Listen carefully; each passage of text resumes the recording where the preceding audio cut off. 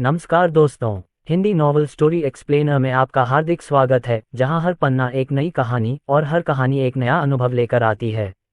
यहां आपको system, romance और मैजिक की अनोखी कहानियां मिलेंगी। तैयार हो जाए इस शानदार सफर के लिए। अध्याय 262 समूह ड्यूक सूर्यवंशी ने ध्रुव को वर्तमान वैश्विक बाजार को नियंत्रित करने वाले 5 समूहों के बारे में बताया। गोल्डन 500 के शीर्ष स्थान पर वैंडरबिल्ट व्यवसाय था, जिसका नेतृत्व कोई और नहीं बल्कि महान शेर देवराज वर्मा कर रहे थे। उनके अधीन ऑस्कॉप कंसोर्टियम आया। वे वैंडरबिल्ट व्यवसाय की तरह ही थे, जिसका नियंत्रण मुख्यतः एक ही परिवार के पास था और शीर्ष पर एक मुखिया था। उन दोनों समूहों का हर संभव कारोबार में हाथ था। जब तक वे उससे पैसा कमा सकते थे, वे दोनों समूह उसका हिस्सा थे। तीसरे स्थान पर हेफेस्टियस ग्रुप था, जो दुनिया के सबसे बेहतरीन हथियारों और कवच पर अपने एकाधिकार के लिए जाना जाता था। वे दूसरे महाद्वीप में स्थित दुनिया की सबसे बड़ी खदान के मालिक थे, जिससे वे धातुकर्म से जुड़ी किसी भी चीज के लिए दुनिया के सबसे अच्छे आपूर्तिकर्ता बन गए।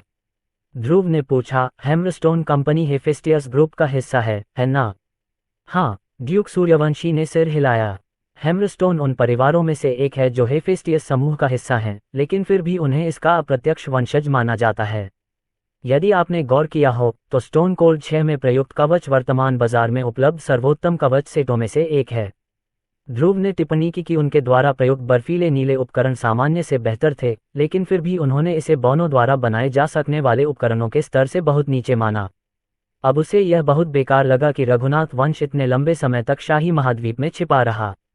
अगर उन्होंने अपने क्षेत्र में व्यापार करने की अनुमति दी होती, तो वे हेफेस्टियस समूह के बजाय शीर्ष 3 स्थानों में से एक हो सकते थे। चौथे स्थान पर गोल्डस्टोन ट्रस्ट है। वे दुनिया भर में भूमि और क्षेत्रों के प्रबंधन के माध्यम से अपना पैसा कमाते हैं। और अगर आप क्वींस क्षेत्र में सभी बिना दावे वाले क्षेत्रों को देखें, तो अक्सर वे गोल्डस्टोन ट्रस्ट की संपत्ति हैं। दूसरे शब्दों में कहें तो उनका कारोबार रियल एस्टेट का था। ध्रुव बहुत भाग्यशाली था कि उसे पार्च्ड लैंड्स का विशाल भूभाग उपहार में मिला।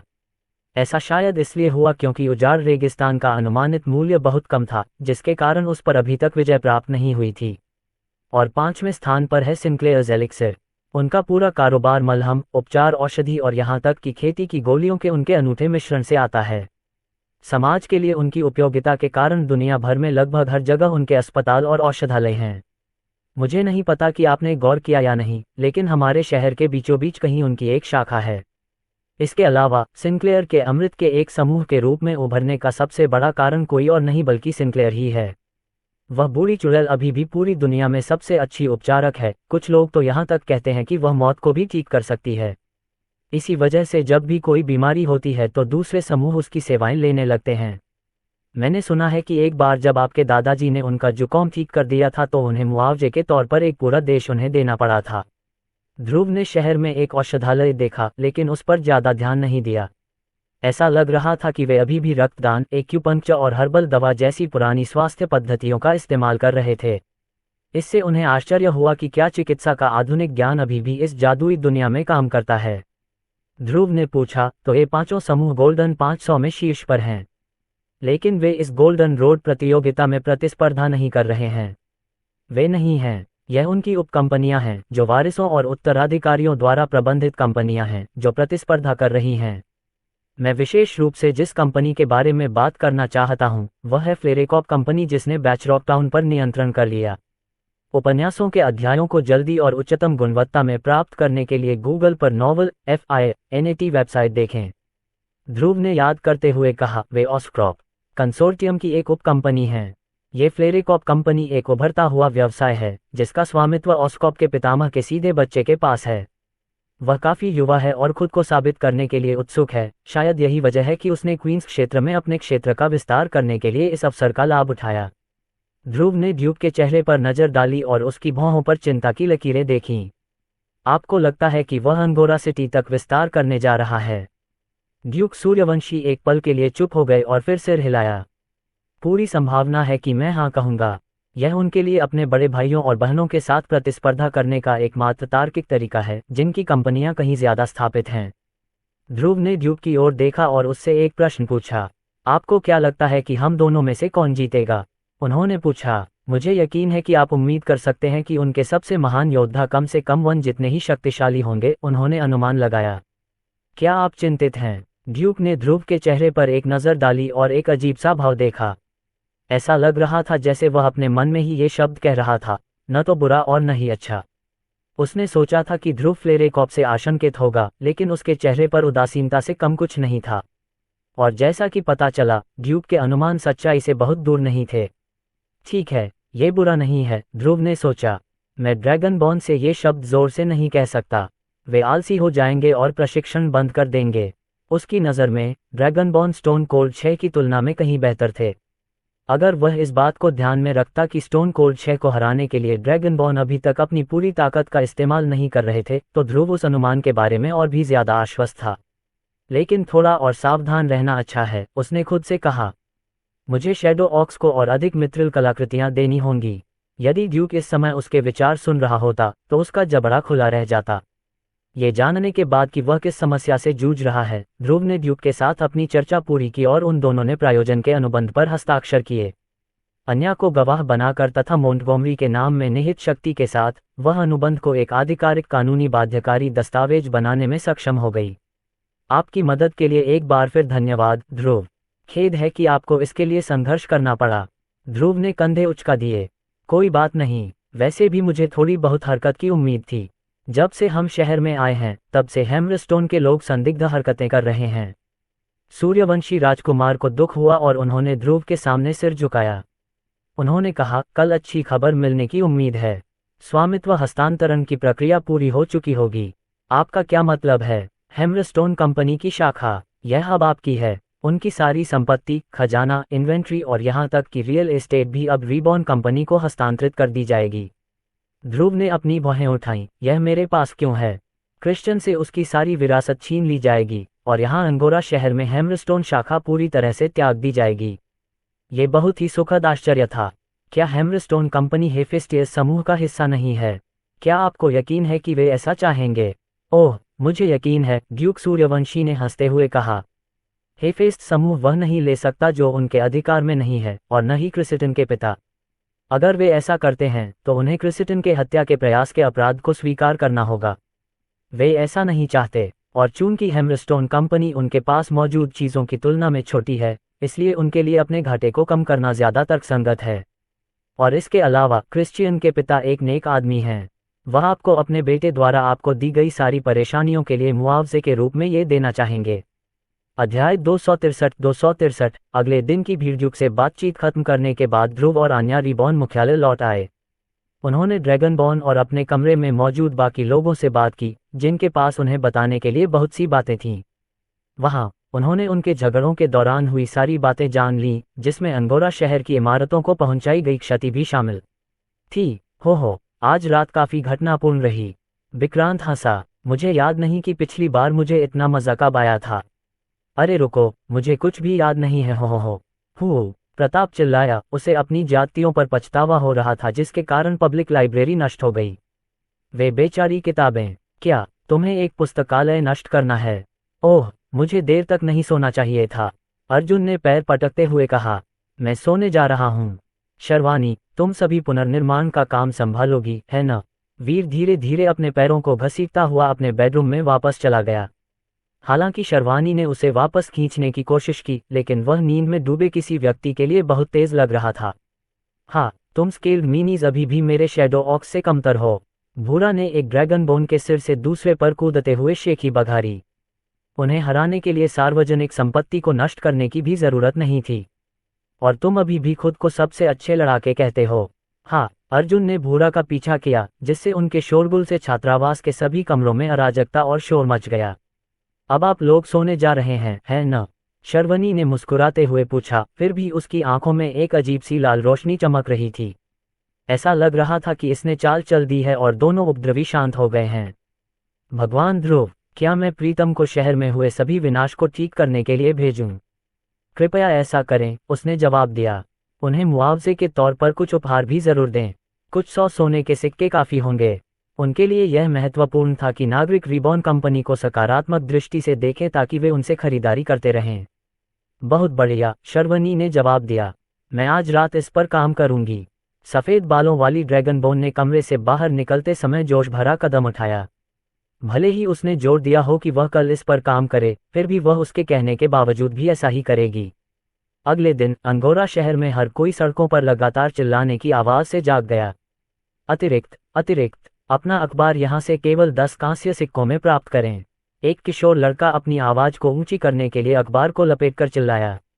चुप रहो, बालकनी के ऊपर से एक नागरिक चिल्लाया। मैं आज समाचार नहीं पढ़ना चाहता। आप इसे पढ़ना चाहेंगे, सर? मैं आपको आश्वासन देता हूँ, लड़के ने चिल्लाकर कहा। अंततः वह व्यक्ति सड़क पर आया और अपने लिए एक अखबार खरीद लाया।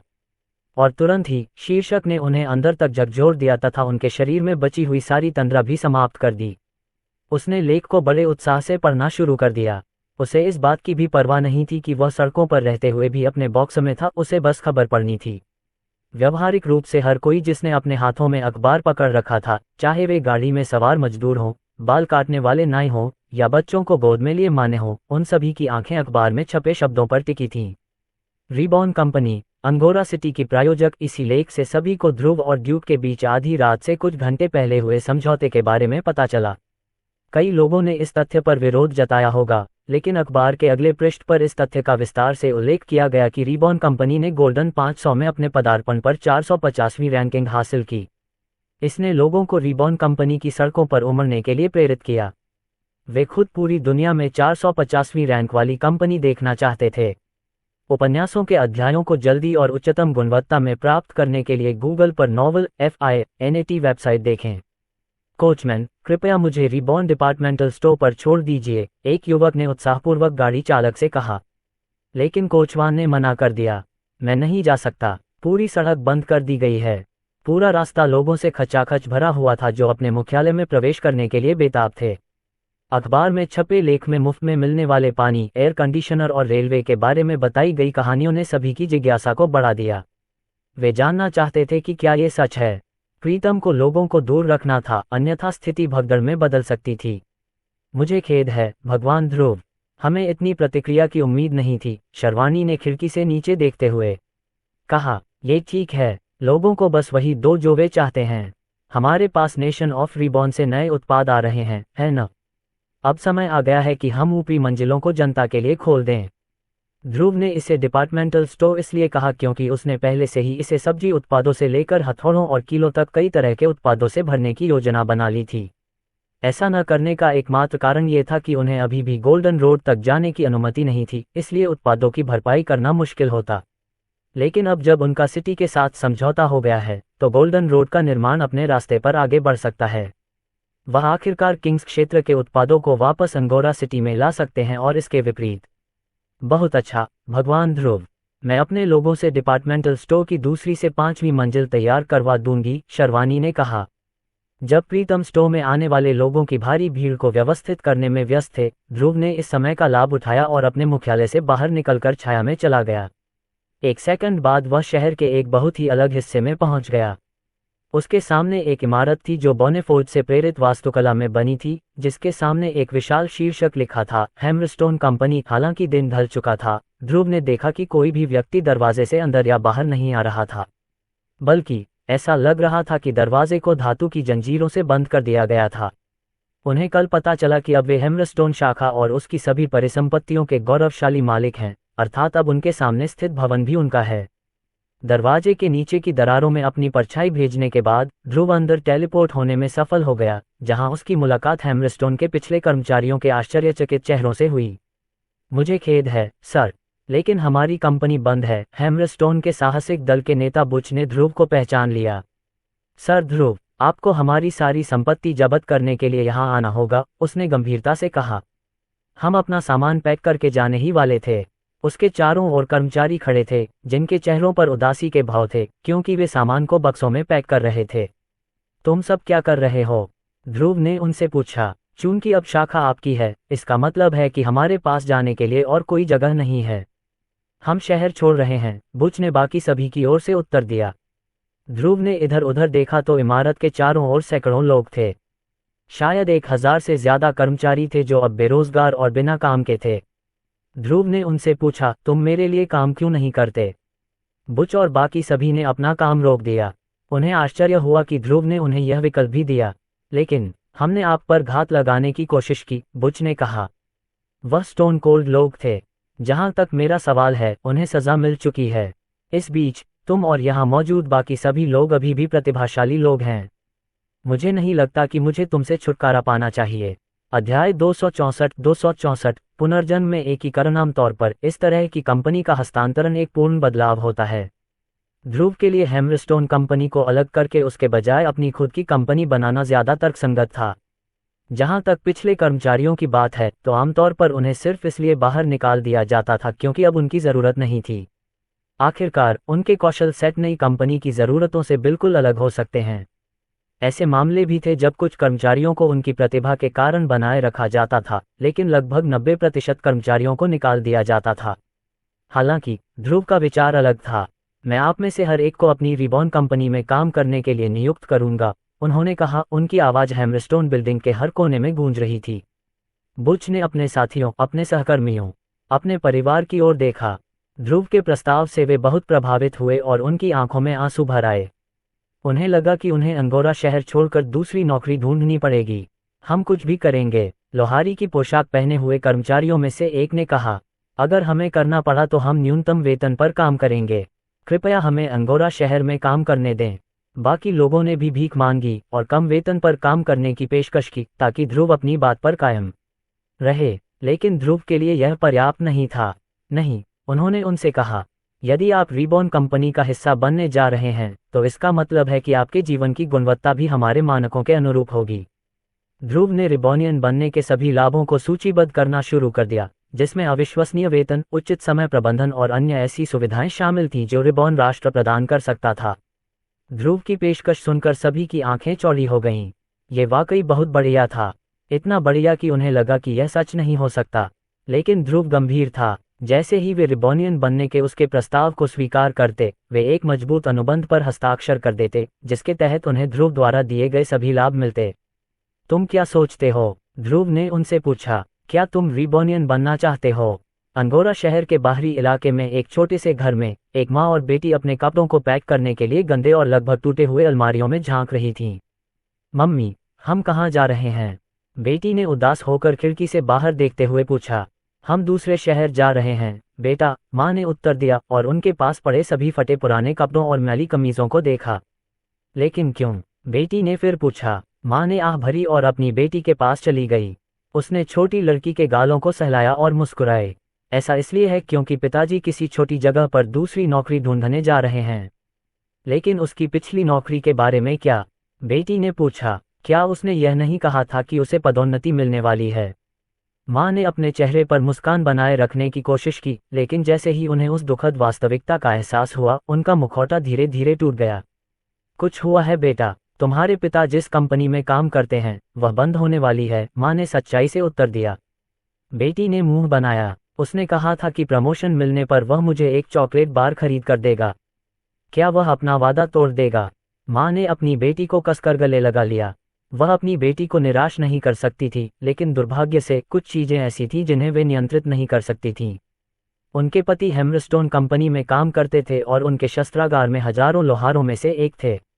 हालांकि वेतन कम था, फिर भी उन्होंने काम किया। वे भले ही झुग्गी झोपड़ियों में रहते हों, लेकिन कम से कम वे अंगोरा शहर में थे, जहां वे किसी दिन अपनी बेटी का दाखिला मैजिक टॉवर या यहाँ के किसी अच्छे स्कूल में करा सकते थे। दुर्भाग्यवश आज सुबह जब वह जागी तो उसे खबर मिली कि हैमरस्टोन कंपनी बंद हो रही है। वह जानती थी कि उसके पति और उसके परिवार के लिए इसका क्या मतलब है। अपने दैनिक खर्चों को पूरा करने के लिए पैसे के बिना उन्हें दूर जाकर एक छोटे से घर में बसना होगा। एकमात्र समस्या ये थी कि उनके पास परिवहन के लिए पर्याप्त पैसे भी नहीं थे। अगर उन्हें कहीं जाना होता तो उन्हें पूरा रास्ता पैदल ही तय करना पड़ता, जिसमें शायद महीनों लग जाते। जैसे ही उसने अपनी बेटी के सामने आने वाली कठिनाइयों के बारे में सोचा, उसका सिरदर्द और बढ़ गया। वह उसे इस स्थिति से गुजरने नहीं दे सकती थी। तभी उनके घर का दरवाजा खुला और उनके पति चेहरे पर बड़ी मुस्कान लिए अंदर आए। प्रिय, तुम क्या कर रहे हो? उसने चिंतित होकर कहा। तुमने हमारा दरवाजा लगभग तोड़ दिया था, हम उसका खर्च कैसे उठाएंगे? तेल से सने ओवरऑल पहने हुए वह व्यक्ति अपनी पत्नी के पास पहुंचा और उसे कमर से पकड़ लिया। वाह, वह चिल्लाए, तुम्हें क्या हो गया है? उस आदमी ने उसे नीचे बिठाने से पहले उसके होठों पर जोरदार चुंबन दिया और फिर अपनी बेटी के पास जाकर उसे कसकर गले लगा लिया। पिताजी, पिताजी, आप इतने खुश क्यों दिख रहे हैं? उसने खिलखिलाते हुए पूछा, ऐसा इसलिए हुआ क्योंकि मुझे अभी अभी नौकरी मिल गई है। वह आदमी चिल्लाया, उसके चेहरे पर खुशी साफ झलक रही थी। सचमुच, ये बहुत बढ़िया है प्रिय। और बात सिर्फ इतनी ही नहीं है, आदमी ने अपनी जेब से कुछ निकालते हुए कहा। मेरे पास ये तुम्हारे लिए है मेरी प्रिय। उन्होंने एक आयताकार बार दिया, जिस पर बैंगनी और सुनहरे रंग का आवरण था। बीच में लिखा था, रिबॉन चॉकलेट्स। चॉकलेट? आपने मेरे लिए चॉकलेट लाए पापा? बेटी ने तुरंत कवर खोलना शुरू कर दिया। प्रिय, वह चॉकलेट बहुत महंगी है। क्या तुम्हें यकीन है कि हम उसे खरीद पाएंगे? उसकी पत्नी ने पूछा। अब हम ऐसा कर सकते हैं, अगर मेरी बेटी चाहे तो मैं उसे 100 चॉकलेट बार खरीद सकता हूँ। हम झुग्गी झोपड़ियों से बाहर निकलकर ऐसी जगह पर रह सकते हैं जहां बारिश होने पर लगातार बाढ़ और रिसाव न हो। उस व्यक्ति ने अपनी पत्नी को रिबॉन कंपनी द्वारा दी गई नौकरी के बारे में बताना शुरू किया। ये सामान्य वेतन से कम 5 गुना अधिक था और इसके लिए उसे प्रति सप्ताह लगातार 4 दिन और रात काम भी नहीं करना पड़ता था। और तुम्हें पता है कि इस सब में सबसे अच्छी बात क्या है? आदमी ने पूछा। रिबॉन का मालिक किसी भी व्यक्ति को जगाने की पेशकश कर रहा है जो जागना चाहता है, यहाँ तक कि हमारे परिवार को भी। उसने अपनी पत्नी के कंधे पकड़ लिए। क्या तुमने ये सुना प्रिय? हमारी बेटी के पास जादूगर बनने का मौका है। इन सब से अभिभूत होकर उसकी पत्नी फर्श पर गिर पड़ी और उसके चेहरे पर आंसू बहने लगे। यहाँ तक कि वह भी उसकी भावनाओं में बह गया और अपने एक बेडरूम वाले घर के फर्श पर उसके साथ खुशी के आंसू रोए। उपन्यासों के अध्यायों को जल्दी और उच्चतम गुणवत्ता में प्राप्त करने के लिए गूगल पर नोवेलफायर NAT वेबसाइट देखें। उनकी बेटी ने खुशी खुशी चॉकलेट बार खाई, जिससे उनके घर में आनंद और खुशियां छा गईं। वे अकेले परिवार नहीं थे जिन्होंने आज रिबॉन कंपनी की उदारता महसूस की। जिन लोगों को लगा था कि उनकी नौकरी चली गई है, उन्हें पहले से भी बेहतर नौकरी मिल गई। ध्रुव ने उन्हें सार्थक काम दिया, जो उनकी अपनी शक्तियों और प्रतिभाओं के बिल्कुल अनुरूप प्रतीत हुआ, जिनके बारे में उन्हें पता भी नहीं था। पिछली हैमरस्टोन कंपनी को रिबॉन कंपनी में पूरी तरह से एकीकृत होने में केवल 3 दिन लगे। यहाँ तक कि संपत्ति, मुख्य रूप से शहर के सबसे अच्छे हिस्से में स्थित हैमरस्टोन बिल्डिंग, का नवीनीकरण शुरू हो रहा था ताकि रिबॉन कंपनी के लिए दूसरा डिपार्टमेंटल स्टोर बन सके। सर्दियों का मौसम तेजी से आने के कारण ध्रुव और प्रीतम के लिए ये कुछ दिन बहुत व्यस्तता भरे रहे। लगभग 1 सप्ताह बाद ध्रुव अंततः 12 वर्ष का हो गया। अध्याय 265 जन्मदिन का उपहार। ध्रुव ने अपने जन्मदिन के लिए कुछ खास योजना नहीं बनाई थी। वास्तव में उसने सभी को विशेष रूप से याद दिलाया था कि वे कुछ भी भव्य या अत्यधिक तैयार न करें। एक साधारण मिलन समारोह ही काफी होता। बिल्कुल भगवान ध्रुव, हम आपके लिए केवल एक छोटी सी पार्टी की व्यवस्था करेंगे, शर्वानी ने मुस्कुराते हुए उत्तर दिया। उसे नहीं पता था कि वह इस बात पर यकीन करता है या नहीं। शर्वनी को जानते हुए उसने निश्चित रूप से कुछ और योजना बनाई होगी। मैं गंभीर हूँ शर्वानी, मैं बस यही चाहता हूँ कि हम रिबॉन कंपनी पर ध्यान केंद्रित करें। अगले कुछ दिन हमारे लिए महत्वपूर्ण होंगे क्योंकि गोल्डन रोड जुड़ने वाला है। चूंकि उन्हें खुद ड्यूक से अनुमति मिल गई थी, इसलिए ध्रुव और रिबॉन कंपनी ने आखिरकार गोल्डन रोड परियोजना को फिर से शुरू कर दिया। निर्माण श्रमिक पहले से ही गेट से कुछ किलोमीटर दूर कंक्रीट डाल रहे थे और सड़कों को समतल कर रहे थे। एक बार सड़क बन जाने के बाद अंगोरा शहर के नागरिक आखिरकार न्यू ऑकस जा सकते थे, और एक बार जब वे वहां गए तो उन्हें किंग्स क्षेत्र और रिबॉन के राष्ट्र का भी दौरा करना होगा। गोल्डन रोड अनिवार्य रूप से एक फनल था जो सभी वाणिज्य को पारच लैंड्स में स्वर्ग की ओर ले जाता था। चिंता मत करो भगवान ध्रुव, सड़क पर हमारा नियंत्रण है। आपके जन्मदिन की पार्टी की योजना बनाने से सभी का समय ज्यादा नहीं जाएगा, शर्वानी ने प्रसन्नतापूर्वक कहा। सब लोग आहम, ठीक है, मुझे चलना चाहिए, उसने कहा, उसके कमरे से बाहर निकलते हुए और संयोग से उसके सवाल को टालते हुए। उसने गहरी सांस ली और वापस अपने बिस्तर पर लेट गया। उसने अब सोने का फैसला किया और जन्मदिन की पार्टी शुरू होने पर अपनी सामाजिक बैटरी को रिचार्ज करने का फैसला किया। लेकिन जैसे ही वह सोने जा रहा था, अचानक उसके दरवाजे पर दस्तक सुनाई दी। ये कौन है? उसने पूछा। ये बुच है, सर, हैमरस्टोन कंपनी का पूर्व नेता।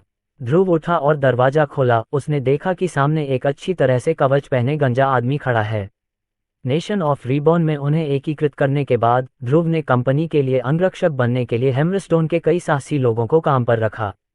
विस्तार के साथ उनकी ताकत की निश्चित रूप से जरूरत थी। आपके आने का कारण क्या है? उन्होंने उस आदमी को अंदर बुलाते हुए पूछा।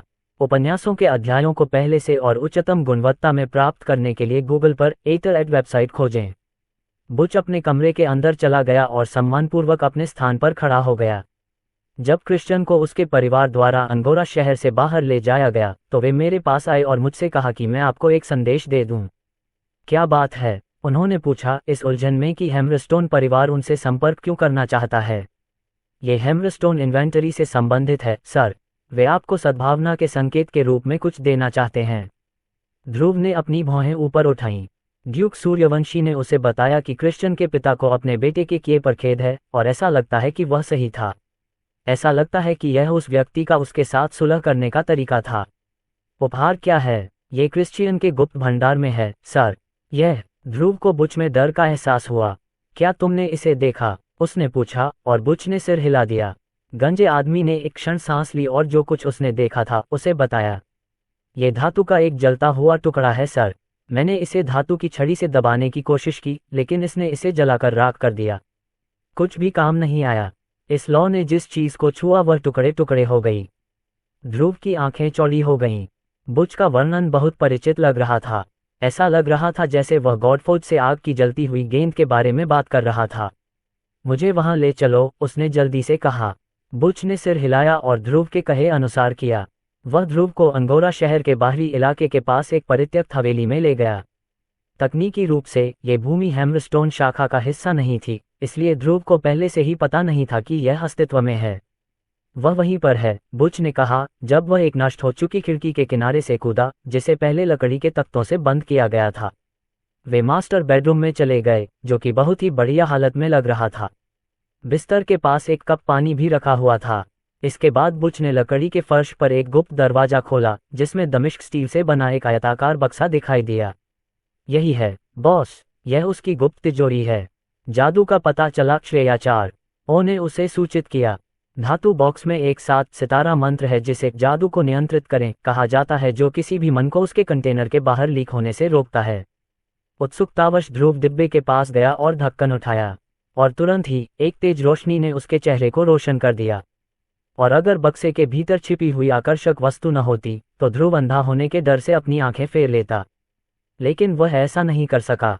उसे बक्से में तैरते हुए धातु के टुकड़े को घूरना पड़ा। यह धातु किसी गोल टुकड़े से निकली हुई छोटी सी छीलन की तरह थी। यह उसकी छोटी उंगली के नाखून से थोड़ी छोटी थी और लगभग कागज जितनी पतली थी। और इस तैरते हुए धातु के टुकड़े के चारों ओर सफेद ज्वाला का एक परिचित गोला था, जो एक प्रकार का खतरा उत्पन्न कर रहा था, जो केवल एक जंगली अदम्य जानवर ही उत्पन्न कर सकता है। ध्रुव ने जैसे ही आग की ओर देखा, वह टिमटिमाने लगी, मानो उसे दूर रहने की चेतावनी दे रही हो। और एक ही नज़र में ध्रुव को यकीन हो गया कि यह गॉडफोर्ज का एक टुकड़ा था।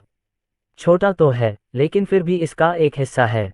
उसे यकीन ही नहीं हो रहा था कि इतनी कीमती चीज़ यहाँ एक खाली पड़े घर के फर्श के नीचे यूं ही पड़ी रहेगी। ये चीज़ पूरे अंगोरा शहर से भी ज्यादा कीमती थी। उसने अपनी उंगलियों से उसे पकड़ने की कोशिश की। बुच ने उसे इसके खतरों के बारे में चेतावनी दी थी, लेकिन वह जानता था कि वह इसकी आग का सामना कर सकता है। आखिरकार उसने बहुत बड़े गॉडफोर्ज की यूनिटी लपटों का सामना किया और बिना किसी समस्या के बच गया। जैसे ही उसकी उंगली आग की लपटों के गोले तक पहुंची, धातु कांपने लगी और ध्रुव के पूरे हाथ को जलाने की कोशिश करने लगी। उसे नहीं पता था कि ऐसा क्यों हुआ, लेकिन उसे लगा कि अगर इस धातु का मुंह होता तो वह उसे छूने की हिम्मत करने के लिए भी अहंकारी कहलाती। माफ कीजिए, लेकिन आप तो बस एक टुकड़ा हैं, उन्होंने कहा, जैसे ही उनके हाथ के चारों ओर एक प्रिज्मीय ढाल प्रकट हुई जो यूनिटी लपटों के गोले से टकराने लगी। उसकी उंगली धीरे धीरे आग को भेदती हुई अंततः गॉडफोर्ज के कांपते हुए टुकड़े तक पहुंच गई। जैसे ही उसने उस टुकड़े को छुआ, अचानक से उस टुकड़े का कंपन बंद हो गया। ऐसा लगा जैसे उसने उस शक्ति को पहचान लिया हो जो उसे जकड़ रही थी। ये सही है, उसने टुकड़े से कहा, मैं तुम्हें तुम्हारी सही जगह पर वापस भेज सकता हूँ। जैसे ही उसने ऐसा किया, यूनिटी की ज्वलंत गेंद जो टुकड़े की रक्षा कर रही थी, अचानक गायब हो गई, जिससे हवा में काफी हद तक प्रकाश आ गया और बुच फिर से सामान्य रूप से सांस लेने लगा। ध्रुव ने तैरते हुए टुकड़े को पकड़ने की कोशिश करने से पहले मुस्कुराया। हालांकि अचानक ही वह टुकड़ा धातु के बक्से से निकलकर सीधे उसके सीने में जा लगा, जिससे वह सीधा दीवार को चीरता हुआ दूसरी ओर चला गया। वह रसोईघर के पास जमीन पर पड़ा था, उसके बालों और चेहरे पर पाउडर पेंट और टूटी हुई लकड़ी लगी हुई थी। वह अचंभित रह गया। उसने अपनी छाती की ओर देखा और अपने चमड़े के कवच में एक दरार देखी। उसने अपने कपड़े फाड़े और देखा कि उसकी छाती में एक छेद है। घबराकर उसने अपने शरीर से उस टुकड़े को बाहर निकालने की कोशिश की, लेकिन उसे लगी चोट बिना किसी चेतावनी के तुरंत ठीक हो गई। क्या बकवास है, वह जोर से चिल्लाया। श्रेया 4, ओह तुमने मेरी रक्षा क्यों नहीं की। हर बार जब उसकी एकता रक्षा उसे विफल कर देती थी तो वह समय इस बार था। लेकिन अचानक उसके मन में एक झनकार सी गूंजी, क्योंकि उसके अंदर एक घंटी थी। गॉडफोर्ज प्रगति 3%। अध्याय 266 पार्टी का समय भी क्या हुआ। मुझे यकीन नहीं है, श्रेया 4 ओ ने उत्तर दिया, और पहली बार उसका निजी आई सहायक भ्रमित लग रहा था। उसे नहीं पता था कि ऐसा इसलिए था क्योंकि हर सॉफ्टवेयर अपडेट के साथ वह और अधिक मानवीय होता जा रहा था, या यह उस अजीब धातु की वजह से था जो उसके सीने में धंसी हुई लग रही थी। मैं गॉडफोर्ज पर लिखी सारी जानकारी खोज रहा हूँ, लेकिन सब कुछ खाली आता है। इस घटना की कोई मिसाल नहीं है। बढ़िया बढ़िया, क्या बढ़िया जन्मदिन का तोहफा है, उसने व्यंग्यात्मक लहजे में कहा। क्या तुम मुझे कम से कम ये तो बता सकते हो कि यह अच्छा है या बुरा।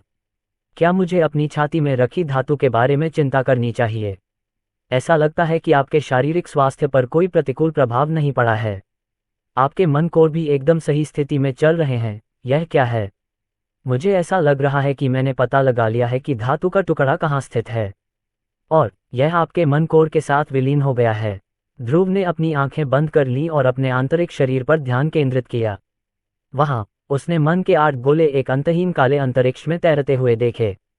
पहले तो सब कुछ सामान्य लग रहा था, लेकिन करीब से निरीक्षण करने पर ध्रुव ने अंततः एक बहुत पतली रेखा देखी जो सभी मैनाकोर को एक दूसरे से जोड़ रही थी, जिससे एक प्रकार का ऑक्टाग्राम बन रहा था।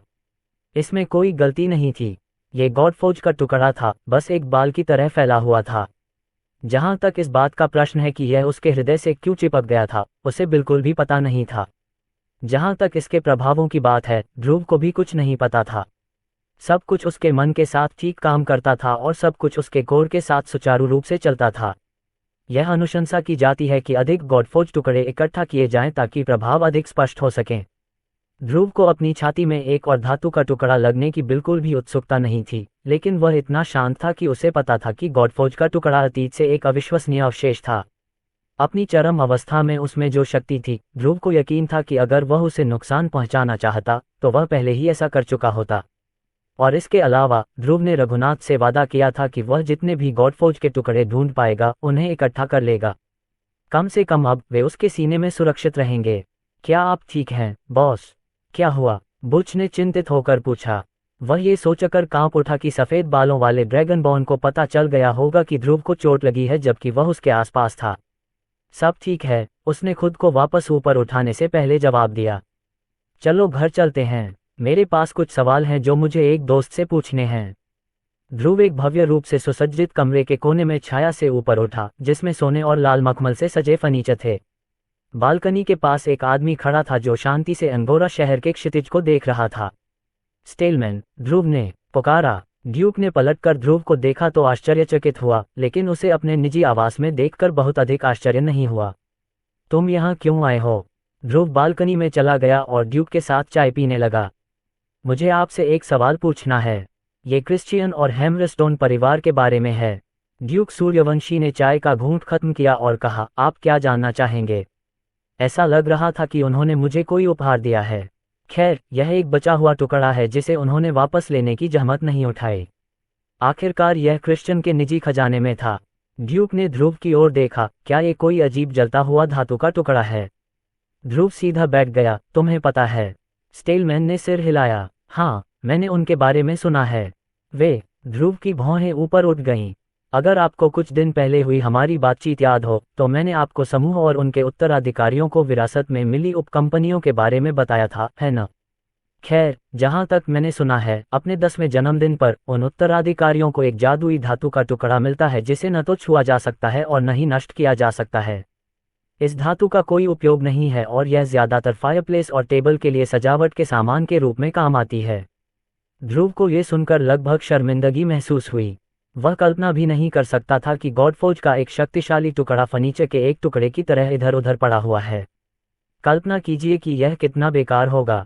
उन्हें यह धातु क्यों प्राप्त होती है। ड्यूक ने कंधे उचका दिए। मुझे भी नहीं पता, लेकिन मैं जानता हूं कि वे इसे बहुत महत्व देते हैं, खासकर उन समूहों द्वारा। वे इसे अपने उत्तराधिकारियों के लिए एक परीक्षा के रूप में बनाते हैं। यदि वे अपना जादुई टुकड़ा रखने में सक्षम हैं, तो वे उत्तराधिकारी बनने के लिए व्यवहार्य हैं। मेरी राय में यह एक अजीब परंपरा है, लेकिन वे समूह हमेशा से अजीब रहे हैं। ध्रुव ने अंगोरा शहर के क्षितिज को देखा और जो कुछ उसने सीखा था उसे आत्मसात किया। जैसा कि बाद में पता चला, गॉडफॉग के टुकड़े अलग अलग फैले हुए थे और समूह के उत्तराधिकारियों और उत्तराधिकारियों के कब्जे में थे। क्रिश्चियन को हैमरस्टोन परिवार का उत्तराधिकारी माना जाता था, लेकिन ध्रुव के साथ हुई घटना के बाद उससे उसकी सारी विरासत छीन ली गई। यदि यह इतना महत्वपूर्ण है तो क्रिश्चियन के पिता ने मुझे इसका टुकड़ा क्यों दिया? ड्यूक ने चाय पीते हुए लगभग ठहाका लगाते हुए हंसते हुए कहा। यह उनकी खासियत है। ये रीबॉर्न कंपनी में आपने जो बनाया है उसका सम्मान करने का उनका तरीका है।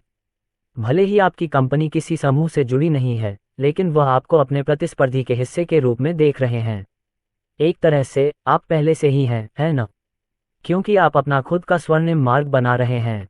मुझे लगता है कि वह बस यही कहना चाह रहे हैं कि वह आपको चुनौती दे रहे हैं कि आप उन अहंकारी उत्तराधिकारियों को हराकर उन्हें सबक सिखाएं। ध्रुव ने अपनी छाती की ओर देखा, जहां गॉडफोज का टुकड़ा उसके अंदर छिपा हुआ था। उन उप कंपनियों को गॉडफोज का एक हिस्सा दिया गया है, और वे अपना खुद का गोल्डन रोड स्थापित करने के लिए एक दूसरे के साथ प्रतिस्पर्धा में हैं। अनिवार्य रूप से उन्हें एक दूसरे के खिलाफ लड़ना होगा, जिसमें एक पक्ष संभवतः दूसरे के लिए सब कुछ खो देगा, जिसमें गॉडफोज का टुकड़ा भी शामिल है। और जो भी गोल्डन रोड प्रतियोगिता जीतेगा, वह अंततः अपने लिए गॉडफोज के बहुत सारे टुकड़े इकट्ठा कर लेगा। मुझे लगता है कि यह जानबूझकर किया जा रहा है, उसने खुद से सोचा। कोई कारण तो होगा कि क्यों ये समूह चाहते हैं कि उनके उत्तराधिकारी और उत्तराधिकारी गॉडफोज के टुकड़े इकट्ठा करें। ध्रुव ने दूर तक देखा, क्वींस क्षेत्र की ओर जहां वैंडरबिल्ट साम्राज्य स्थित था। खोज उपन्यासों के अध्यायों को जल्दी और उच्चतम गुणवत्ता में प्राप्त करने के लिए गूगल पर etovelfire.net वेबसाइट। दादाजी, आप गॉडफोज के बारे में कुछ जानते हैं, है ना? ध्रुव रिबॉर्न मुख्यालय में वापस आ गया और अपने बिस्तर पर बैठ गया।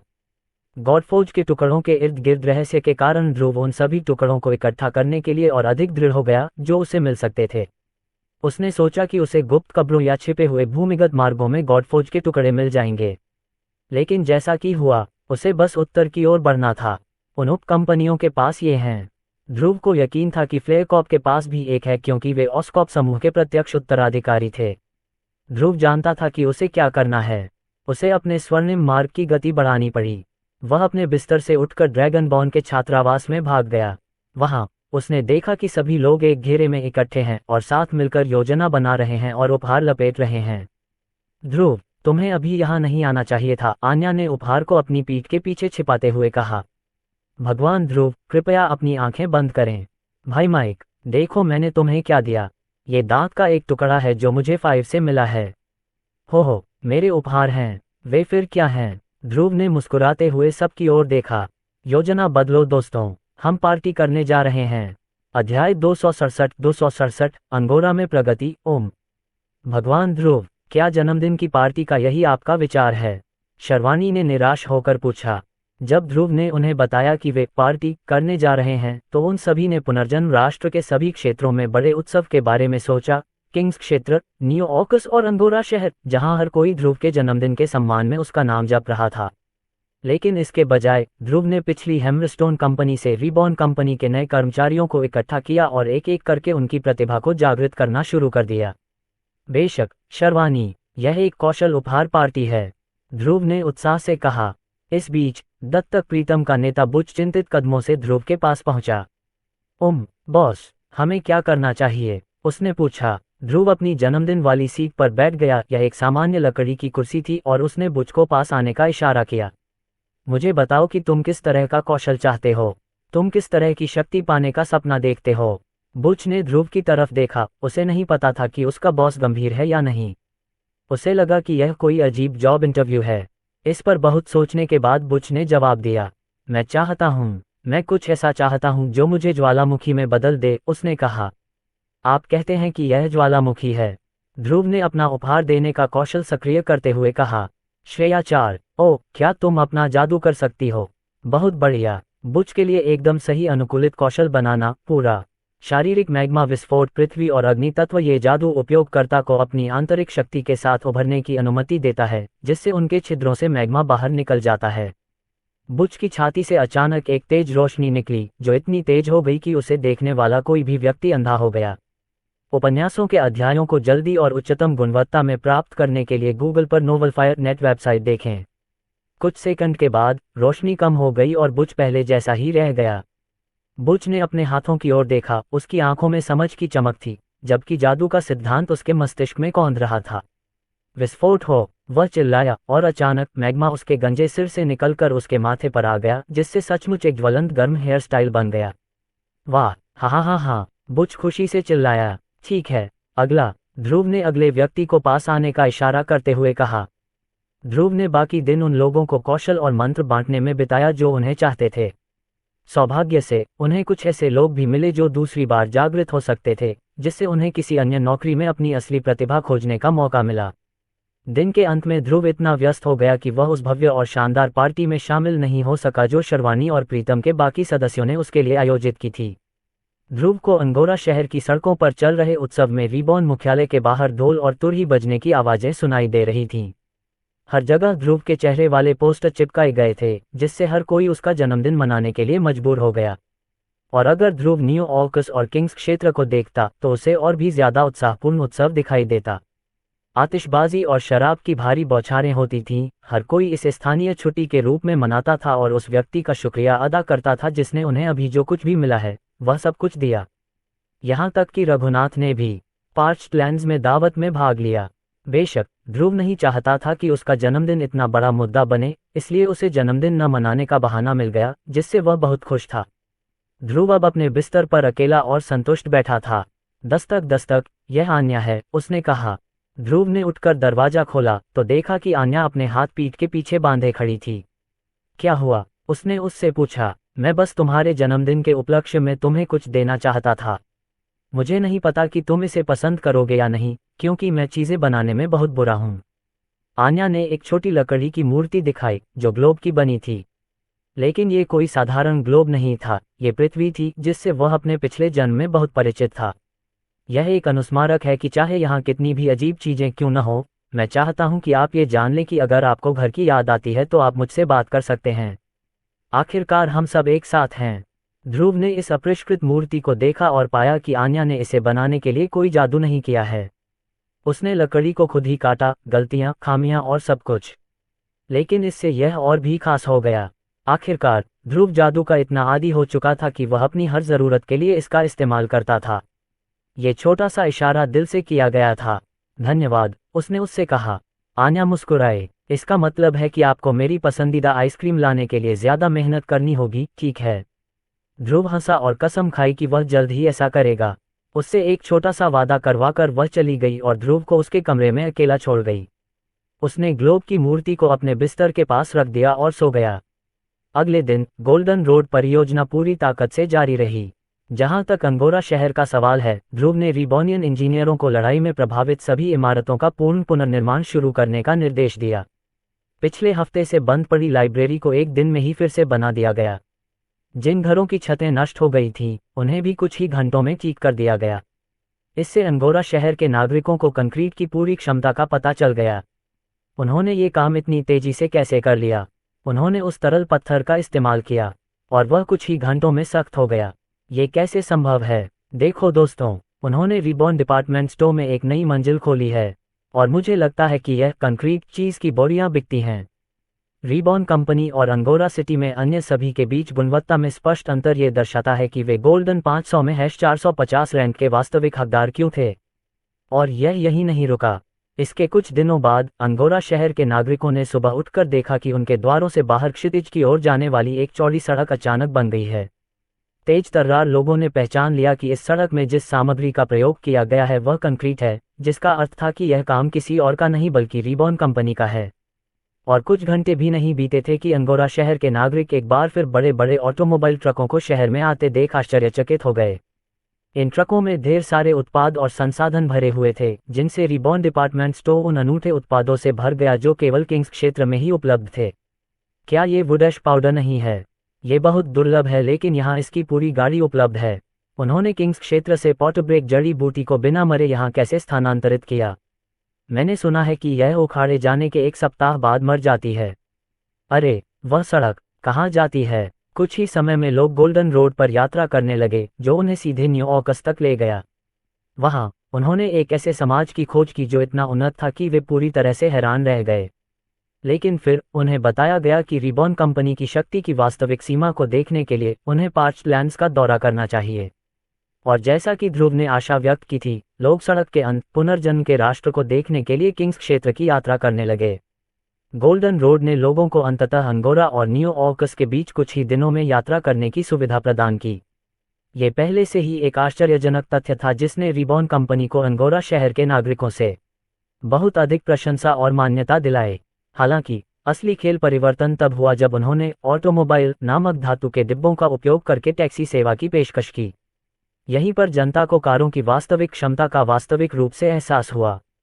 अध्याय 268 अंगोरा में प्रतिक्रियाओं का अवलोकन। गोल्डन रोड का निर्माण करने के बाद ध्रुव ने ड्यूक और उनकी पत्नी को किंग्स क्षेत्र और रिबॉर्न राष्ट्र के दौरे पर मार्गदर्शन देने का अपना वादा पूरा किया। ध्रुव ने ड्यूक को जो कस्टमाइज्ड ऑटोमोबाइल दिया था उसका इस्तेमाल करके वे न्यू ऑर्कस की कुछ दिनों की यात्रा पर निकल पड़े। ड्यूक ने खुद देखा कि समतल गोल्डन रोड पर लगभग 100 किलोमीटर प्रति घंटे की रफ्तार से गाड़ी चलाना कितना अद्भुत लगता है। वहां पहुंचने पर वे दोनों न्यू ऑर्कस में परिष्कार, व्यवस्था और जीवन की गुणवत्ता पर विश्वास नहीं कर सके। ये शहर पहले परित्यक्त और लगभग जमीन में दफन होने के लिए जाना जाता था। फिर भी उन्होंने जो देखा वह कुछ ऐसा था जिसका वर्णन केवल काल्पनिक पुस्तकों में ही किया जा सकता है। वहां वे बिजली और रेलगाड़ियों के संपर्क में आए। अद्भुत, ड्यूक ने कहा। वह न्यू ऑर्कस से पूरी तरह से मंत्रमुग्ध था। उन्होंने एक बिल्कुल नए अंगोरा शहर की कल्पना की जिसमें सड़कों पर गाड़ियां दौड़ रही थीं और पैदल चलने वालों के लिए केवल स्टॉपलाइट ही रोकी गई थीं। उसने रात में छोटे छोटे तारों से जगमगाती इमारतों का दृश्य देखा। उसने भविष्य देखा। ड्यूक ने तुरंत अंगोरा शहर के लिए रेलवे प्रणाली बनाने में अपनी रुचि व्यक्त की, जबकि उनकी पत्नी ने अपने महल में एयर कंडीशनर उपलब्ध कराने का अनुरोध किया। ध्रुव ने उनसे कहा, चलो दौरा खत्म होने के बाद व्यापार की बात करते हैं। आखिरकार उन्होंने तो बस एक झलक ही देखी थी कि आगे क्या होने वाला है। उन्होंने अभी तक नेशन ऑफ रिबॉर्न नहीं देखा था, इसलिए वे किंग्स क्षेत्र की ओर जाने वाली ट्रेन में सवार हो गए। बेशक वे रघुनाथडम में रुके जहां ड्यूक को उसके राजा से मिलना था जो उसे एक मूर्ख बना रहा था। वह किसी ऐसे व्यक्ति से मिलने के लिए बहुत घबराया हुआ था जिससे मिलना मुश्किल माना जाता था। ध्रुव, तुम अपना जन्मदिन मनाने के लिए वहां नहीं थे, इसलिए मैंने तुम्हारे सम्मान में दोगुनी मात्रा में शराब पी ली। बीरू ने बियर का एक और कप पीते हुए कहा। धन्यवाद, ऐसा मुझे लगता है। रघुनाथ को अपने आदमियों द्वारा कुछ कागजी कार्रवाई पूरी करने के लिए मजबूर किया गया, जिसके बाद वे शीघ्र ही वहां से चले गए। तुम बौनों के करीब हो। मैंने सोचा था कि तुम्हें पता है। ध्रुव ने कंधे उचकाए। जब ड्यूक शांत हो गए और उन्होंने ध्रुव को समझाया कि यह कितना अभूतपूर्व था, तो उन्होंने किंग्स क्षेत्र और पार्च्ड लैंड्स की अपनी यात्रा जारी रखी। अंततः ड्यूक और उनकी पत्नी ने नेशन ऑफ रिबॉर्न में कदम रखा। उन्होंने उन्हें स्वयं अन्वेषण करने के लिए एक दिन का समय दिया। इसके बाद ध्रुव ने सेटियर्स इन ट्री हाउस के एक होटल के कमरे में उनसे मुलाकात की। तो आप क्या सोचते हैं? ड्यूक स्टेलमैन और उनकी पत्नी पागल आंखों से ध्रुव को देख रहे थे। हम हमेशा यहीं रहना चाहते हैं। ध्रुव को बहुत ज्यादा सिरदर्द होने के कारण अंगोरा शहर वापस लौटना पड़ा। नेशन ऑफ रिबॉर्न में आराम और शानदार जीवन शैली का अनुभव करने के बाद ड्यूक ने अपने महल में तथाकथित बिडेट लेस बाथरूम में वापस जाने से इनकार कर दिया। यह उनके देश में पर्यटकों के साथ होने वाली एक सामान्य घटना थी, लेकिन ध्रुव ने यह नहीं सोचा था कि इसका असर एक ड्यूक पर भी पड़ेगा जिसके नाम पर सचमुच एक शहर था। उन्होंने कहा, बस मेरे लिए शहर का प्रबंधन करो। क्या उन्हें नहीं पता कि यह कितना असामान्य है अपने शहर की चाबियां एक बिल्कुल अजनबी को देना। उन्होंने निर्णय लिया कि ड्यूक को तब तक पार्च्ड लैंड्स में छुट्टियां बिताने दी जाएं जब तक कि वह थोड़ा अधिक समझदार न हो जाए। अपने बिस्तर पर वापस आकर ध्रुव ने अपने सामने दो परछाइयां बुलाईं। गोल्डन रोड का स्वागत कैसा है? ध्रुव ने दो शैडो ऑफ नेताओं नारुतो और सासुकी से पूछा। ये बहुत बढ़िया रहा, बॉस। बहुत सारे व्यापारी और आम लोग बड़ी संख्या में सड़क पर यात्रा कर रहे हैं। हमें सड़क पर एक नियम लागू करना पड़ा कि गाड़ियां दाईं लेन पर रहेंगी जबकि गाड़ियां बाईं लेन पर रहेंगी, नारुतो ने बताया। यह अच्छी सोच है, ध्रुव ने उनकी प्रशंसा की, जिसका जवाब नारुतो ने अपनी छाती और बाइसेप्स पर जोर से थपकी देकर दिया। बूटूटू, मैं आपकी सराहना के लिए आपको धन्यवाद देता हूं, बॉस। सासुकी ने अपने होंठ काटे और खड़ा हो गया। शहर में हमारी टैक्सी सेवा भी अच्छी चल रही है, बॉस। वास्तव में हमें मांग को पूरा करने के लिए अपनी रीबॉर्न बसों की क्षमता बढ़ानी पड़ी। जैसा कि अपेक्षित था, शहर में किराए पर रीबॉर्न ऑटोमोबाइल सबसे लोकप्रिय सेवा थी। आखिरकार यह मौका था कि वे देख सकते थे कि कार अंदर से कितनी तेज चलती है, जिसके परिणामस्वरूप ऑटोमोबाइल बहुत अधिक लोकप्रिय हो गए। सासुकी ने गर्व से कहा, मैंने पहले ही बड़ी मात्रा में ऑटोमोबाइल यहां पहुंचाने का आदेश दे दिया था, इसलिए हम टैक्सियों में कतार को कम करने में सक्षम थे। आप भी, सासुकी, अच्छा काम किया। राताता, आपकी सराहना से मैं सम्मानित महसूस कर रहा हूं। सासुकी ने अपनी कलम फड़कते हुए कहा। ध्रुव रीबॉर्न के अभिनव उत्पादों के प्रति अंगोरा सिटी की सकारात्मक प्रतिक्रिया से संतुष्ट था। उन्होंने जितना सोचा था उससे कहीं ज्यादा अजीबोगरीब ऑटोमोबाइल के प्रति उनका रवैया सकारात्मक था। शहर की अन्य कंपनियों के बारे में क्या? इस सब के बारे में उनकी क्या राय है? शहर में रीबॉर्न उत्पादों की अचानक उछाल के कारण लगभग सारा राजस्व अकेले ध्रुव की जेब में जा रहा था। उसका डिपार्टमेंट स्टोर तेजी से और उससे भी सस्ती कीमत पर उत्पाद ला रहा था। बहुत सी कंपनियां प्रतिस्पर्धा नहीं कर पा रही थीं। जैसा कि अपेक्षित था, उनकी बिक्री और लाभ में गिरावट आई है, नारुतो ने कहा। हालांकि वे हमें नाराज करने से बेहतर जानते हैं। इसके बजाय वे इस मौके का उपयोग अपनी कंपनियों के लिए कंक्रीट और ऑटोमोबाइल खरीदने में कर रहे हैं। ध्रुव ने सिर हिलाया, यह उनकी चतुराई है। वह पूरे बाजार पर एकाधिकार करने की योजना नहीं बना रहा था। वह बस दूसरी कंपनियों को दिखा रहा था कि माल परिवहन में उसकी गाड़ियां कितनी कुशल हैं। और कंक्रीट के साथ मिलकर ये सफलता का नुस्खा था जिसे वे आजमा सकते थे और दोहरा सकते थे।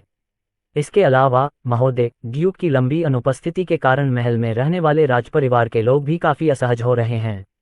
ध्रुव ने आह भरी। उसने नहीं सोचा था कि ड्यूक इतनी परेशानी खड़ी कर देगा। उन पर ध्यान न दें, ड्यूक जल्द ही वापस आ जाएगा। क्या आपके पास रिपोर्ट करने के लिए कुछ और है? दोनों शैडो ऑक्स ने सिर हिलाया। हाल ही में अंगोरा शहर में आने वाले आगंतुकों की संख्या में वृद्धि हुई है। हमें पता चला कि वे आसपास के क्षेत्रों की बड़ी कंपनियों के लोग हैं। उन्होंने अनुमान लगाया, उन्होंने अब तक अखबार पढ़ लिया होगा। ये सही है, बॉस, नारुतो ने सहमति जताई। अन्य क्षेत्रों में हमारे शैडो ऑक्स सभी रिपोर्ट कर रहे हैं कि अंगोरा में हमारे प्रायोजन की खबर बहुत सारे नेटवर्क तक फैल रही है। और वे हमारे बारे में और अधिक जानने के लिए अपने संकेत भेज रहे हैं। उनके बीच आम भावना यह है कि उन्हें संदेह है कि कैसे एक बिना रैंकिंग वाली कंपनी अचानक दुनिया में 450वें स्थान पर पहुंच गई और यहां तक कि एक राजधानी शहर को प्रायोजित भी कर दिया। ध्रुव को इसकी उम्मीद थी। कोई बात नहीं, उन्हें जाने दो। हमने इस अवसर का उपयोग उन कंपनियों में घुसपैठ करने के लिए अपने शैडो ऑक्स को भेजने के लिए भी किया है। वे जासूस भेजते हैं, हम उन तक अपनी छायाएं पहुंचाते हैं और वे हमें सीधे उनकी कंपनी तक ले जाते हैं, नारुतो ने कहा। मुझे बताए अगर आपको पता चले कि उनमें से कोई किसी समूह का वारिस या उत्तराधिकारी है। दोनों छाया ऑर्क्स ने सिर हिलाया। उपन्यासों के अध्यायों को जल्दी और उच्चतम गुणवत्ता में प्राप्त करने के लिए गूगल पर नॉवल FINAT वेबसाइट देखें। ये पता लगाने के बाद कि गॉडफोज के टुकड़े कहाँ स्थित थे, ध्रुव ने हैमरस्टोन कंपनी जैसी उन समूह सहायक कंपनियों को खोजने में और अधिक सक्रिय होने का निर्णय लिया। बेशक ये झूठ होगा यदि वह कहे कि वह उनका गॉडफोज टुकड़ा अपने लिए प्राप्त नहीं करना चाहता। अध्याय 269 स्वर्णिम मार्ग की शाखा अंगोरा को न्यू ऑर्कस से जोड़ने वाली गोल्डन रोड की सफलता के बाद ध्रुव ने अंततः क्वींस क्षेत्र तक विस्तार करना उचित समझा। श्रेया 4, ओह, क्या आप मुझे गोल्डन रोड के लिए एक इष्टतम मार्ग दिखा सकते हैं जो क्वींस क्षेत्र के सभी क्षेत्रों से कुशलतापूर्वक गुजरेगा? समझ गया ध्रुव, तुम्हारे लिए नक्शा बना रहा हूँ। कुछ सेकंड के बाद ध्रुव ने रॉयल महाद्वीप की स्थलाकृतिक 3D छवि देखी, विशेष रूप से क्वींस क्षेत्र का निचला भाग जिसमें अंगोरा शहर और न्यू ऑर्कस शामिल थे। फिलहाल गोल्डन रोड का प्रतिनिधित्व करने वाला एक पीला रास्ता 2 रीबॉर्न प्रभावित क्षेत्रों को एक प्रकार के राजमार्ग में जोड़ता है। फिर एक चमकती पीली रेखा अंगोरा शहर से आगे उत्तर की ओर प्रवाहित हुई, लगभग 1 महीने की यात्रा बैचरॉक टाउन नामक एक छोटे से नामित स्थान तक। माना जाता है कि इस क्षेत्र पर हाल ही में ऑस्कॉप समूह की एक सहायक कंपनी फ्लेमकॉप ने विजय प्राप्त की थी। अब अगर वह स्वार्थी था तो वह गोल्डन रोड को सीधे बैचरॉक टाउन से जोड़ना चाहेगा ताकि उन दोनों के बीच टकराव हो सके। आखिरकार ध्रुव को पक्का पता था कि फ्लेमकॉप के नेता के पास गॉडफोज का एक टुकड़ा है, लेकिन यदि वह ऐसा करता है तो इसका अर्थ ये होगा कि वह अंगोरा शहर के बाईं और दाईं ओर के लगभग 10 क्षेत्रों से वंचित रह जाएगा। यद्यपि वे स्थान बैचरॉक शहर से छोटे और कम महत्वपूर्ण थे, फिर भी ध्रुव को वहां भी रीबॉर्न का प्रसार करना था। आखिरकार वह ये सब इसलिए कर रहा था ताकि वह आराम और आनंददायक जीवन शैली फैला सके जो केवल रीबॉर्न कंपनी ही इस दुनिया के लोगों को दे सकती है। यदि वह इन्हें त्याग देंगे तो यह उनके मूल सिद्धांतों को त्यागने के समान होगा। श्रेया 4। ओ कृपया अंगोरा शहर के पूर्व और पश्चिम की ओर स्थित सभी प्रदेशों की ओर गोल्डन रोड की शाखा बनाने के लिए एक खाका तैयार करें। समझ गया ध्रुव, ये सबसे रणनीतिक कार्रवाई है जो आप कर सकते हैं। आप ऐसा क्यों सोचते हैं? अपना प्रभाव फैलाकर और क्वींस क्षेत्र के सुदूर दक्षिणी सिरे पर पूरी तरह से विजय प्राप्त करके आपके विरोधियों के लिए आपके क्षेत्रों पर कब्जा करने का कोई रास्ता नहीं बचेगा। हमेशा की तरह श्रेया 4। ओ सही थी। ध्रुव को गोल्डन रोड के विस्तार के सैन्य पहलू के बारे में सोचना चाहिए था। क्वींस क्षेत्र किंग्स क्षेत्र के शांत और विनम्र क्षेत्रों से बिल्कुल अलग था। इस जगह पर प्रतिस्पर्धा थी, और जब उन्होंने रीबॉर्न को आते देखा तो वे इतनी आसानी से पीछे नहीं हटे, जैसा कि हैमरस्टोन कंपनी के साथ जो हुआ उससे पता चलता है। खोज उपन्यासों के अध्यायों को जल्दी और उच्चतम गुणवत्ता में एक्सेस करने के लिए गूगल पर नवंबर ALFIRE.NAT वेबसाइट। ठीक है, धन्यवाद श्रेया 4। ओह, मैं अपने इंजीनियरों से तुरंत निर्माण कार्य शुरू करवा दूंगी। ध्रुव ने शेष दिन रिबॉर्नियन इंजीनियरों के साथ बातचीत में बिताया, जिन्होंने शीघ्र ही उसकी इच्छा पूरी की और अंगोरा शहर के पूर्वी और पश्चिमी द्वारों पर निर्माण कार्य शुरू कर दिया।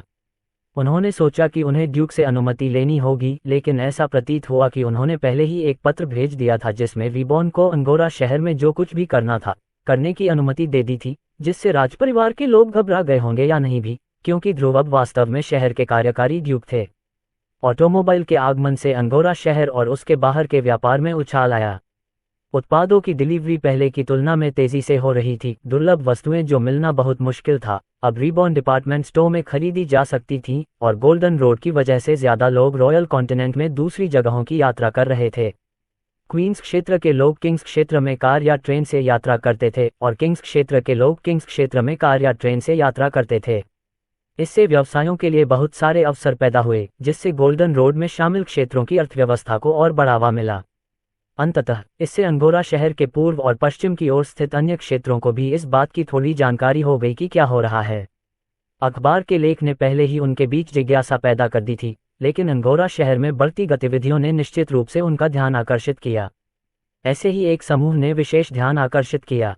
ये समूह बेहतर शब्द के अभाव में जीविका कमाने के लिए मजदूरी पाने के अपने तरीकों में बेईमान था। यदि आप उनसे पूछें कि वे क्या करते हैं तो वे जवाब देंगे कि वे सुरक्षा व्यवसाय में हैं, तथा व्यापारियों, यात्रियों और अन्य आगंतुकों को जंगल में भयानक दुर्भाग्य से बचाते हैं। जब तक लोग अच्छी मात्रा में सिक्के देते थे, तब तक उन पर्यटकों को यह आश्वासन रहता था कि जब वे शिविर में होंगे तो देर रात में उन पर हमला नहीं होगा। बेशक उन्हें किसी को ये बताने की जरूरत नहीं थी कि रात में लोगों पर हमला करने वाले वे ही थे। ये पहले से ही स्पष्ट था। वे तथाकथित बास्टर्ड बैंडिट्स थे जो साउथ टिप फॉरेस्ट में रहते थे, जो हरियाली का वह बड़ा टुकड़ा था जो अंगोरा शहर को क्वींस क्षेत्र के बाकी हिस्सों से अलग करता था। जंगली जानवरों, कभी कभी राक्षसों और खतरनाक चट्टानों के खतरों के बावजूद बास्टर्ड बैंडिट्स ने साउथ टिप जंगल में अपने लिए घर बना लिया था। उन्होंने दावा किया था कि यह उनका है, जबकि उनके पास इसके समर्थन में कोई अधिकार क्षेत्र या प्रमाण पत्र नहीं था, और इस वजह से वे साउथ टिप फॉरेस्ट से यात्रा करने की कोशिश करने वाले किसी भी व्यक्ति से मामूली टोल वसूलते थे। अगर वे आज्ञाकारी होते और अपना शुल्क चुकाते तो उन्हें जंगल में अपनी यात्रा सुरक्षित और उबाऊ लगती। अगर वे ऐसा नहीं करते तो उनके उत्पाद चोरी हो जाते या उनकी जान चली जाती। उन्होंने ऐसा करके काफ़ी अच्छी कमाई कर ली थी, तथा जंगल की गुफाओं में काफ़ी शान शौकत से रह रहे थे। लेकिन हाल ही में उन्होंने देखा कि उत्तर से दक्षिण की ओर, विशेष रूप से प्रसिद्ध अंगोरा शहर की ओर, बड़ी संख्या में गाड़ियां आ रही थीं। यह एक विसंगति थी। सर्दी का मौसम पहले ही अपने चरम पर पहुंच चुका था, जिसका मतलब था कि लोगों के बीच यात्रा का कोई खास स्वागत नहीं था। अब आमतौर पर यह पूरी मंडली के लिए जश्न मनाने का कारण होता। ज्यादा पर्यटकों का मतलब था ज्यादा टोल, और ज्यादा टोल का मतलब था शराब पीकर अपने शरीर को गर्म करने के लिए ज्यादा पैसे। हालांकि कुछ चौकस डाकुओं ने देखा कि उत्तर से आने वाली गाड़ियों की बड़ी आमद के बावजूद दक्षिण से आने वाली गाड़ियों की स्पष्ट कमी थी। ऐसा लग रहा था जैसे वे अंगोरा शहर पहुंच गए हों और कभी वापस न आने का निर्णय ले लिया हो। बास्टर्ड बैंडिट नेता ने तुरंत अपने आदमियों को एक यात्री को पकड़ने और उससे जानकारी मांगने का काम सौंपा। वे बर्फीली झाड़ियों में घात लगाए बैठे थे, तभी दो घोड़ों से लदी एक गाड़ी उनके छिपने के स्थान के पास से गुजरी। वे चिल्लाए, रुको! घोड़े तुरंत चौंक गए, पागलों की तरह हिनहिनाने लगे और अपने अगले पैरों पर खड़े हो गए। गाड़ी में बैठे व्यक्ति ने अपनी खिड़की से बाहर झांका और देखा कि बर्फीली झाड़ियां अचानक खड़ी हो गई हैं, जिससे पता चला कि वे डाकू थे जिन्होंने अपने आप को शुद्ध सफेद कपड़ों से छुपा रखा था। उनके हाथों में जो धारदार हथियार थे वे गाड़ी में बैठे व्यक्ति को आत्मसमर्पण करने पर मजबूर करने के लिए पर्याप्त थे। इसका क्या मतलब है? मैंने अपनी फीस चुका दी है, उसने चिल्लाकर उनसे पूछा। चिंता मत करो, हम तुम्हें कोई नुकसान नहीं पहुंचाएंगे, डाकुओं में से एक ने कहा। हम यहाँ सिर्फ कुछ सवाल पूछने आए हैं। डाकू उसकी गाड़ी के पास आए और उसे बलपूर्वक खोल दिया, जिससे ठंडी हवा अंदर आने लगी।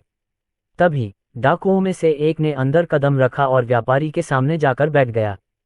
सबसे पहले परिचय कराना जरूरी है, मैं स्लीजी हूँ। और आप? व्यापारी ने उत्तर देने से पहले उस आदमी को संदेह भरी नजरों से देखा।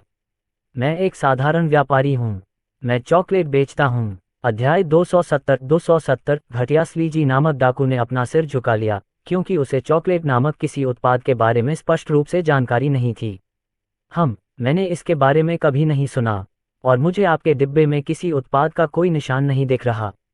स्लीजी ने अपनी जेब से चाकू निकाला और उसे अपने हाथों में घुमाया, जिससे उसकी चमक चॉकलेट व्यापारी की ओर पड़ी। क्या तुम मुझसे झूठ बोल रहे हो? नहीं नहीं नहीं, चॉकलेट व्यापारी चिल्लाया, अपने हाथ उठाकर अपनी बेगुनाही का विरोध किया। ये सच है, मैंने अभी अभी अपने सारे उत्पाद बेच दिए हैं, इसलिए मैं और उत्पाद खरीदने के लिए अंगोरा शहर लौट रहा हूँ। डाकू ने व्यापारी को घूर कर देखा, जिससे गाड़ी में अजीब सी खामोशी छा गई।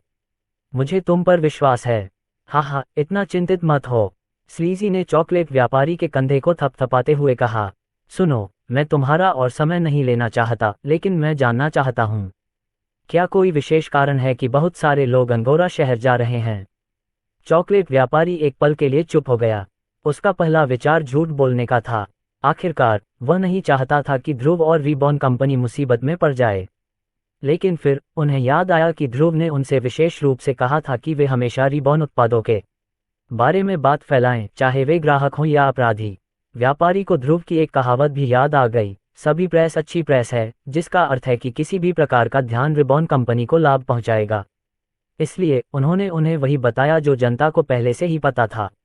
उन्होंने उन्हें अखबार में छपे लेख के बारे में बताया जो चारों ओर फैलाया जा रहा था।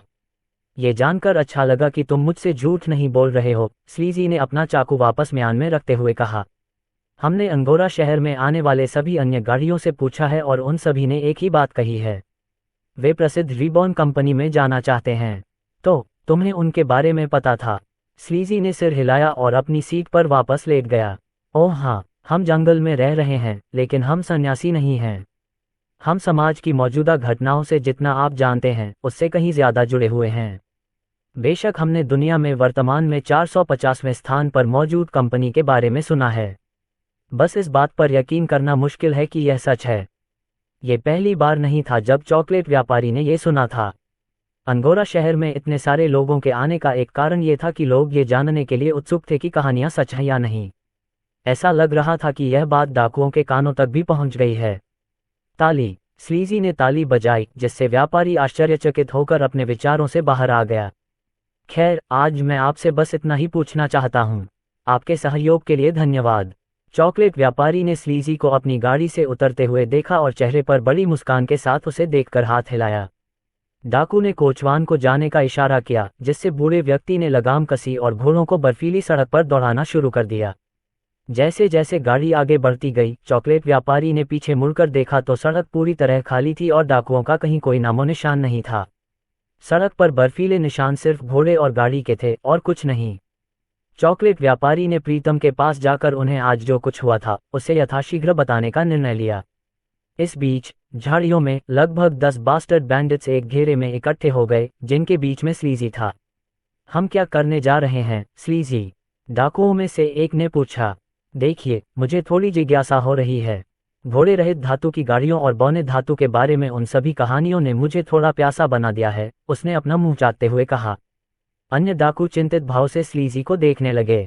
बेकार, बॉस ने कहा है कि हमें अन्य क्षेत्रों में हस्तक्षेप नहीं करना चाहिए।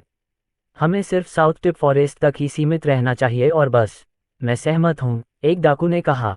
और अगर मैं उनकी जेब से थोड़ा सा सोना निकालना भी चाहूँ तो हमें ऐसा तभी करना चाहिए जब वे जंगल से होकर यात्रा करने की कोशिश करें, न कि तब जब वे अभी भी अपने इलाके में हों। स्लीजी ने अन्य डाकुओं के बीच अपना सिर हिलाया और ऐसा करते हुए अपनी जीभ चटकाए। तुम लोग इतने महत्वाकांक्षाहीन हो, वह चिल्लाया। चलो, क्या तुम नहीं देखते कि हम अकेले नहीं हैं जो इस नई रिबॉर्न कंपनी को तहस नहस करने के लिए तरस रहे हैं। मैं शर्त लगाता हूं कि अगर हम और इंतजार करते तो दूसरी कंपनियां पहले ही रिबॉर्न कंपनी पर कब्जा कर लेती और उनके सारे आविष्कार अपने नाम कर लेती। इस पूरे समय समझदार होने के बावजूद स्लीजी की बातें सुनकर डाकू थोड़े उत्तेजित हो गए। इससे उनकी हत्यारी प्रवृत्ति भड़क उठी। यदि कोई इस नई और अप्रमाणित कंपनी का शिकार बनने जा रहा था तो वह वे ही थे। लेकिन क्या उन्होंने यह नहीं कहा कि इस कंपनी ने हैमरस्टोन के लोगों को हराया है? और इतना ही नहीं, वे #450 रैंक पर भी हैं। क्या उनके पास ऐसा करने के लिए बहुत मजबूत लड़ाके नहीं हैं? स्लीजी ने डाकू की चिंता को टाल दिया। चलो, हैमरस्टोन कंपनी का प्रबंधन एक भाई भतीजावाद करने वाले बच्चे द्वारा किया जाता है। नाजुक लकड़ियों पर बने घर को नष्ट करना इतना कठिन नहीं है। उपन्यासों के अध्यायों को जल्दी और उच्चतम गुणवत्ता में प्राप्त करने के लिए गूगल पर .net वेबसाइट खोजें।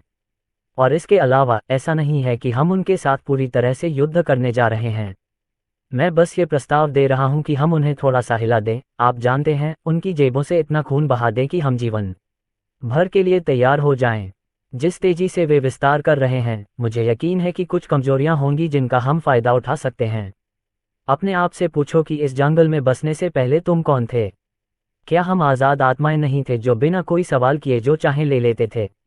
अन्य डाकू चुप हो गए तथा उनमें से प्रत्येक ने स्लीजी के प्रस्ताव पर गंभीरता से विचार करना शुरू कर दिया। और केवल इतना ही नहीं, बल्कि मैंने सुना है कि उनके पास मित्र अवशेष भी हैं। ऐसा लग रहा था कि इस छोटे से लालच ने आखिरकार डाकुओं को स्लीजी से सहमत होने के लिए मना लिया था। वे एक दूसरे को आत्मविश्वास भरी मुस्कान और उम्मीद भरी निगाहों से देखने लगे। वे उन सोने के सिक्कों को पाने के लिए इंतजार नहीं कर सकते थे जिन्हें रिबॉर्न कंपनी ने जमा कर रखा था। चलो अपने ठिकाने पर वापस चलें। किसी को कुछ मत बताना।